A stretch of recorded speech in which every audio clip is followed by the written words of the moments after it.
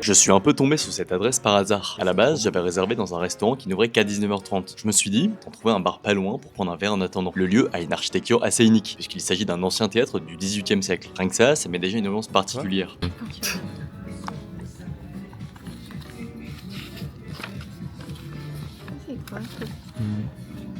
Mais regarde, voilà, c'est là le premier. Une danse piquante et florale. Mescal, sirop, épice chai et piment. Ils ont tous l'air trop bons. Le comptoir est vraiment somptueux. Quand je suis rentré, c'est la première chose qui m'a sauté aux yeux. Je sens tout de suite que le lieu a une histoire. C'est pour ça au départ je voulais m'y mettre. Que j'allais mettre du temps à boire, mais en fait, le truc on dirait une barbe à papa. Il a l'air trop bon le tien. Je fais des vidéos comme ça. Cheers. Tu te rappelles, hein? Moi j'avais rappelé. Ah oui, en bas. C'est trop bon. C'est voir alors. Trop bon.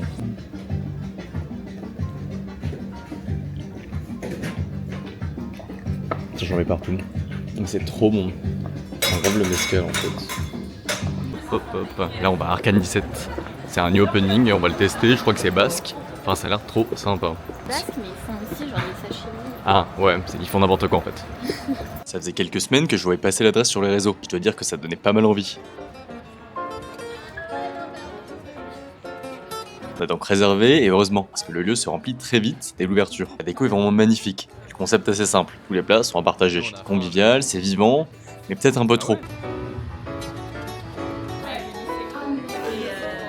On a pris un Côte-du-Rhône là. En léger quoi. Mon truc pour commencer le dîner. Pour commencer, on a pris des sandwichs sur Larzac truffés. Bon, mais sans plus. Chips les plus chers que j'ai jamais mangé de ma vie. 16 balles.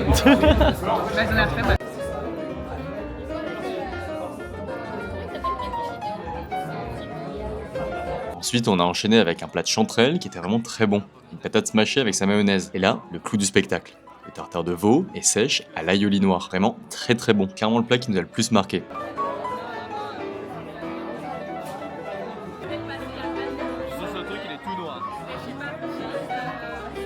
Par contre, petit warning, si vous n'aimez pas le bruit, ce n'est pas l'endroit où il faut aller. Du coup, ça faisait du bien de marcher dehors dans le calme après ce dîner. Enfin, calme, jusqu'à tomber sur le cortège annuel des Pères Noël à moto. Arcane 17, c'est pas mal. Mais c'est genre trop cher quoi. C'est bon.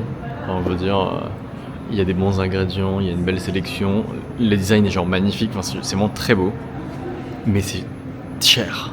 Genre c'est cher, tu manges peu et... Enfin tu vois que c'est que pour une certaine comment dire, catégorie de gens quoi.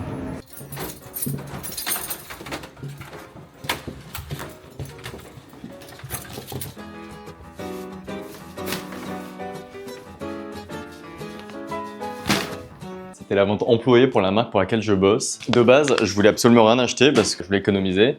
Donc j'ai fait exprès d'y aller 1 heure après l'ouverture. Je me suis dit bon, il n'y aura plus rien, mais j'ai rempli un sac quand même quoi. Donc je vais vous montrer ce que j'ai acheté. Franchement, je suis assez content pour le coup. J'ai pu trouver ce magnifique manteau. Honnêtement, je me demande pourquoi il était encore là-bas. Il est trop beau quoi. Il est très classe comme ça. Regarde. Bon, allez, viens. Regardez cette énergumène là, franchement. Je vais devoir te sortir. Hein. Très léger, enfin c'est plus un manteau d'été.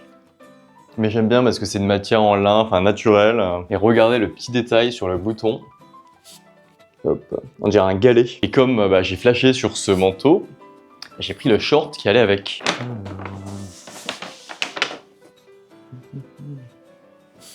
Hop. Regardez. Là, il a la même vibe, un peu bohème, avec des franges en matière naturelle. Bon, il est jaune, donc c'est un peu engagé. Mais je pense que justement, je vais profiter du fait que ce soit une matière naturelle pour le dye en noir. Ensuite, j'ai pris des cadeaux. Ce magnifique top plissé. Ensuite, j'adore la couleur. Une petite jupe midi, jupe longue, asymétrique, un peu en patchwork justement, avec 2 motifs différents. Et là, on arrive à la pièce de résistance. Pareil, je pense que je vais devoir un peu reculer, tellement le truc est gigantesque. Aïe! Il prend toute la place. Déjà, je vais essayer de trouver le sens. Un peu un genre de manteau kimono. Il est juste magnifique. Que demander de plus, quoi. Tout est là, la classe. J'ai hésité au départ, parce que j'avais déjà pris justement le coat blanc. Mais celui-ci, il est beaucoup plus épais, donc il sera parfait pour l'hiver. J'ai pas de manteau aussi long comme ça, donc c'est très classe. On est giga en retard pour le restaurant 20 et c'est un étoilé. Et franchement, j'aurais le seum qui nous refuse. Donc on court, c'est tout droit.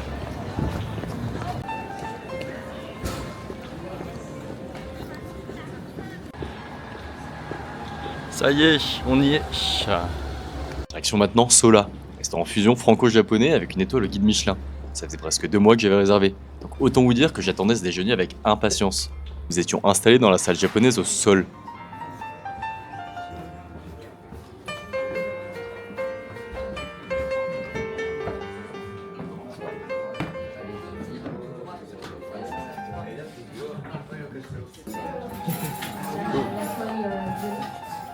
So we do this one in the chateau. The one, but we're gonna keep this one from here, and I change the glass for the other one. La salle est trop bien, on est dans la salle japonaise, et du coup c'est comme si on était sur des tatamis, mais pas trop, étant donné que le sol est creusé de manière à ce que, comment dire, nous Européens qui ne sachons pas s'asseoir avec les jambes croisées, soit plus confortable, tout en ayant cet esprit japonais. C'est super cool. Le menu est construit en 8 ans, c'est le premier plat est expliqué. Ensuite, c'est à nous de deviner ce qu'on mange. Ça devient presque un jeu avec les serveurs. La philosophie du chef, qui consiste à réutiliser les ingrédients dans leur entièreté, rend l'exercice un peu plus simple. T'as rien fait tomber. On a accompagné le menu avec un thé au maïs soufflé, très fin, très délicat. Ça fait 3 jours qu'on boit que du café.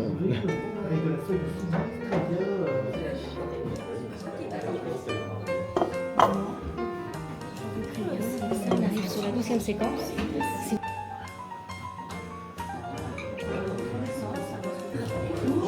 De quoi? Ça clean le plat et toutes les sauces là. Le plat il est tout noir, on voit rien du tout. Le petit tout normand. Non mais si ça s'appelle le tout normand mais elle veut pas. Elle fait quoi avec son caillou elle? Ça va, bien.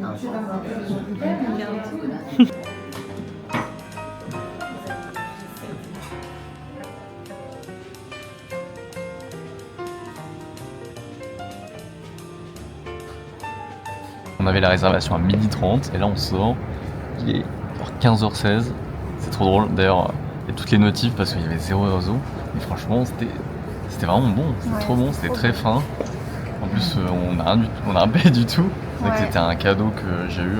Et puis en général quand on sort de ce genre de restaurant dégustation là, en plusieurs temps, t'as l'impression que tu roules tellement t'as mangé. Ouais.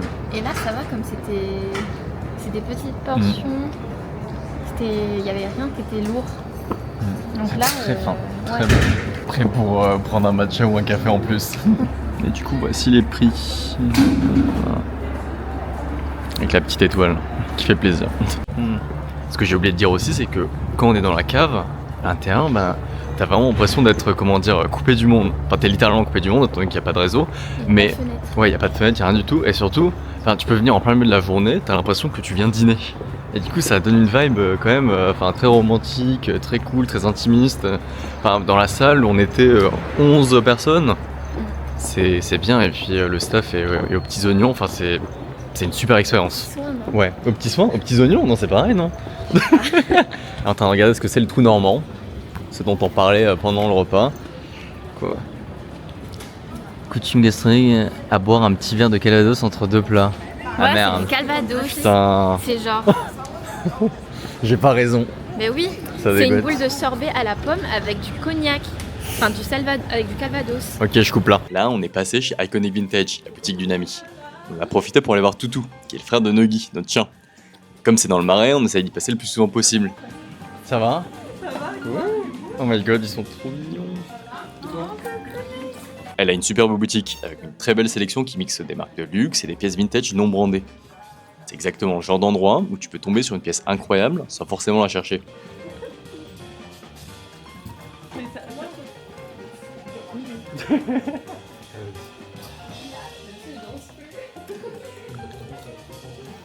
Marimekko vient tout juste d'ouvrir. Je dois dire que j'ai été assez surpris après cette visite. C'est plutôt sympa en fait. Putain, c'est trop beau. Aussi beau que j'ai devant cette marquette. Très coloré. C'est clairement pas mon style, ni quelque chose que je porterais personnellement, mais la boutique est très bien faite et donne vraiment envie de rentrer.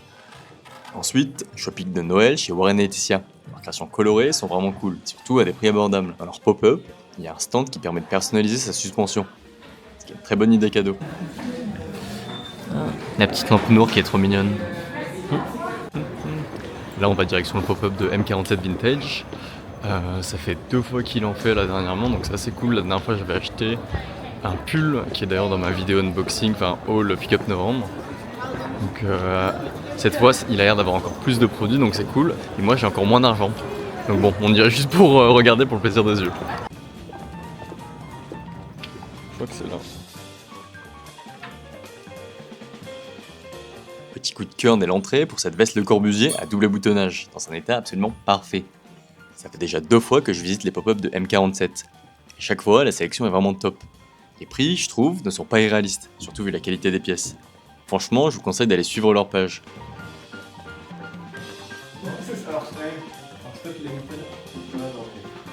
Ça faisait quelques temps que je regardais les paletot M38, ces magnifiques manteaux français. Mais hormis sur Instagram, j'en avais jamais vu en vrai. Donc j'adorais la pièce, mais je me disais peut-être qu'elle m'irait pas. J'étais vraiment content d'avoir une au pop-up. Le double boutonnage est un détail que j'apprécie énormément. En plus que celle-ci avait encore sa doublure d'origine.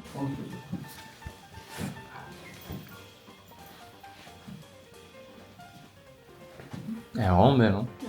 En plus, en soi, enfin bon, c'est trop grand, mais je veux dire, Mais c'est c'est pas- pas choquant quoi. c'est pas-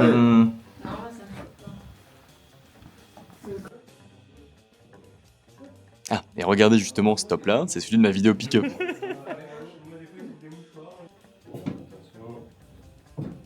On a laissé le chien chez Claire. Sissi a dit que Nuggy n'a même pas remarqué qu'on est parti, donc on va voir.